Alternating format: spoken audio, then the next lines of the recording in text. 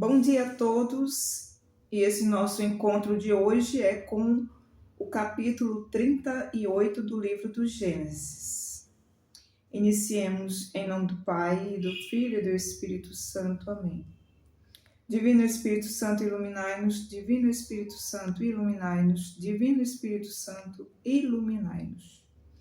E esse capítulo 38, da mesma forma que o capítulo 49, que nós já vimos, são exceções na história de José.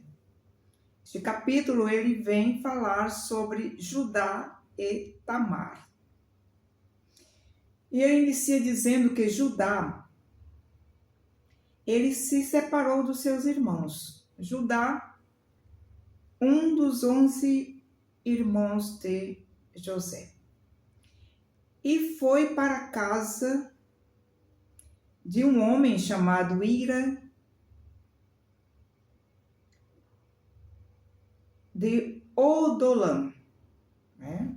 A localidade se chamava Odolam. E Judá viu ali a filha de um cananeu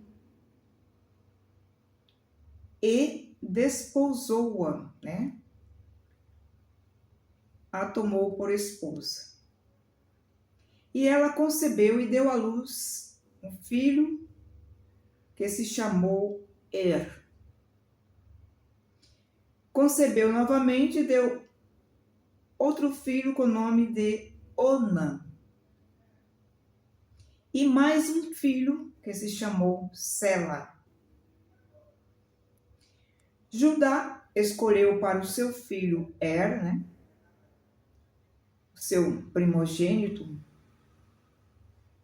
uma mulher chamada Tamar. Então, Tamar era nora de Judá. E esse primogênito de Judá, chamado ele aos olhos de Deus, ele não era bom. E Deus o feriu de morte, né? Ele morreu. E Judá então disse ao seu filho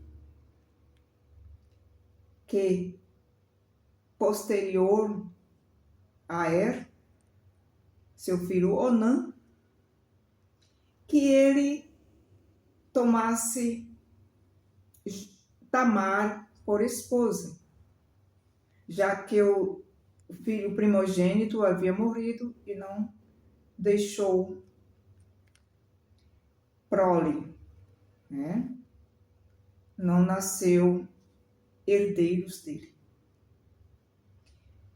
E assim, o segundo filho de Judá se casa com Tamar, porque na época,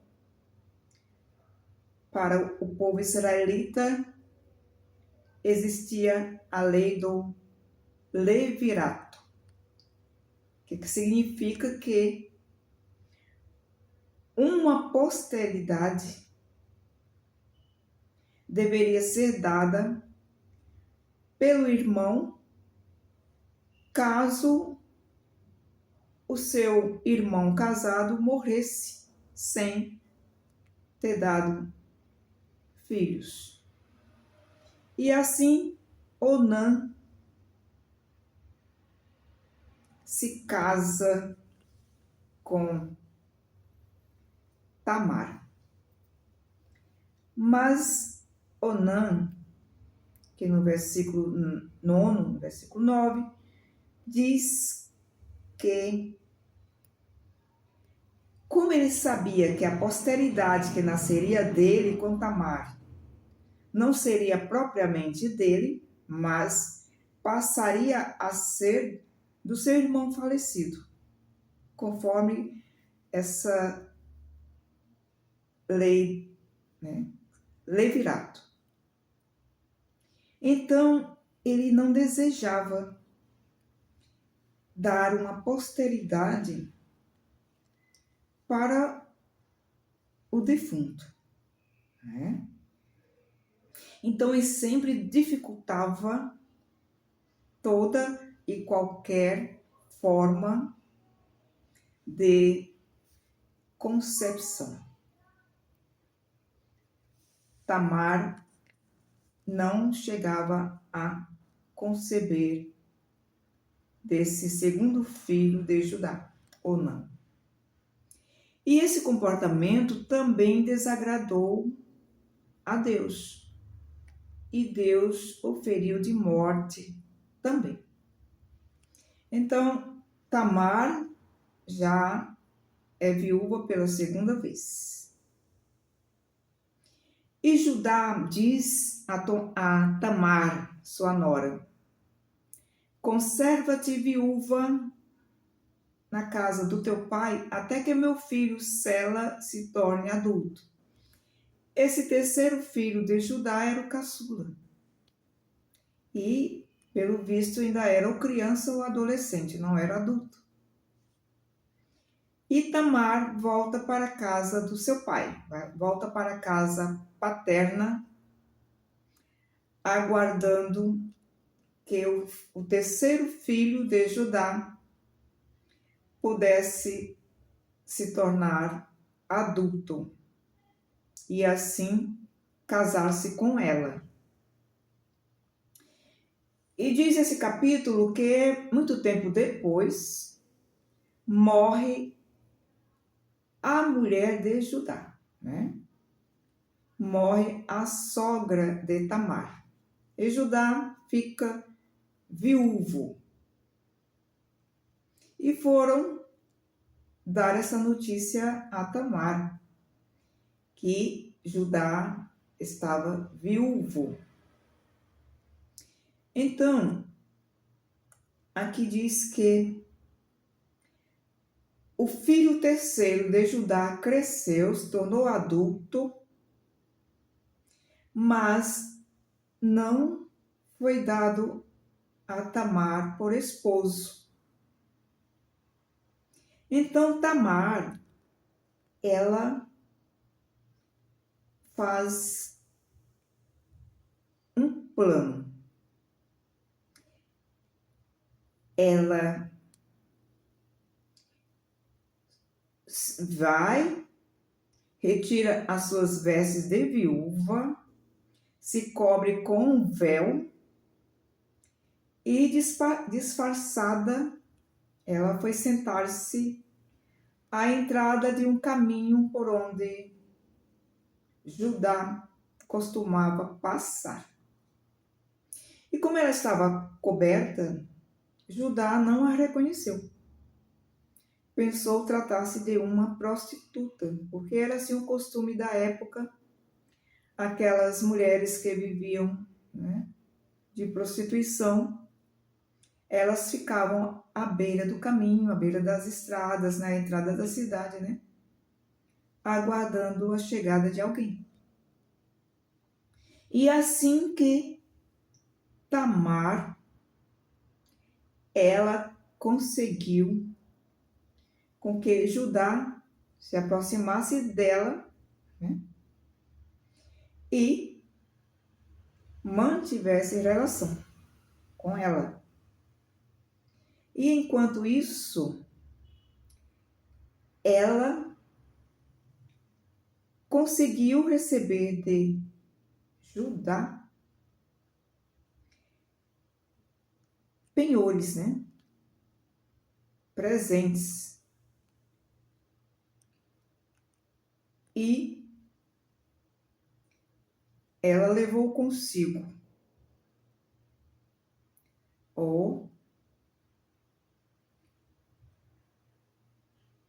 os pertences de Judá, que foi o anel, um cordão e o bastão que Judá costumava usar. Ela levou consigo. Até que ficou visível a todos que ela estava grávida. E foram comunicar a Judá que a viúva do seu filho havia cometido algo ilícito, algo contrário à determinação de Deus através do dever do levirato. Ela, que não havia aguardado o terceiro filho de Judá por esposo, ela havia se prostituído. E Judá, então, se prepara para executar em Tamar o castigo de quem realiza determinada conduta, né? O apedrejamento. Então, quando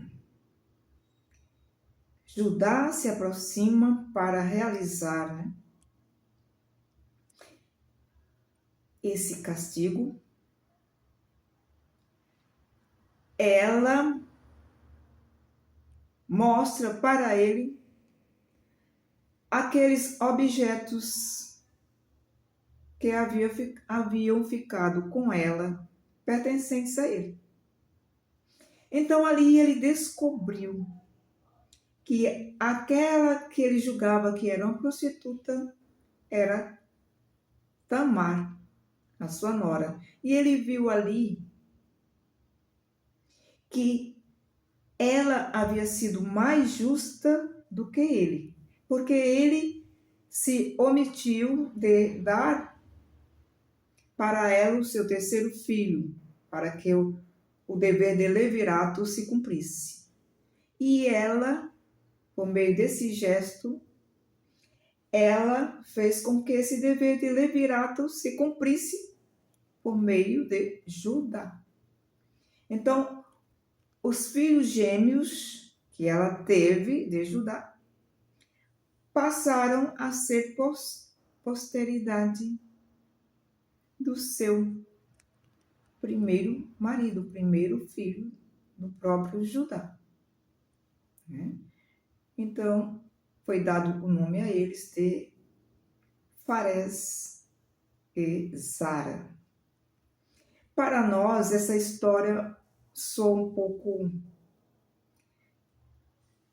difícil de a gente conceber, né?